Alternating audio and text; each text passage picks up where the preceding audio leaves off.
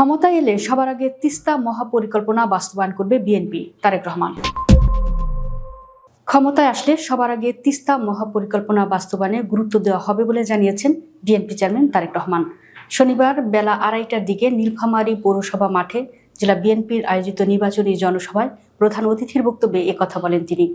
তারেক রহমান বলেন, নীলফামারীকে শিল্পাঞ্চল হিসেবে গড়ে তোলার উদ্যোগ নেওয়া হবে, স্থাপন করা হবে কলকারখানা, তরুণদের চাকরির ব্যবস্থা, বেকার যুবকদের প্রশিক্ষণের জন্য ট্রেনিং সেন্টার স্থাপন করে প্রশিক্ষিত হিসেবে গড়ে তোলা, কৃষকদের জন্য কৃষি কার্ড সহ বিভিন্ন সুবিধার কথা মাথায় রেখে নানা উদ্যোগ নেওয়া হবে।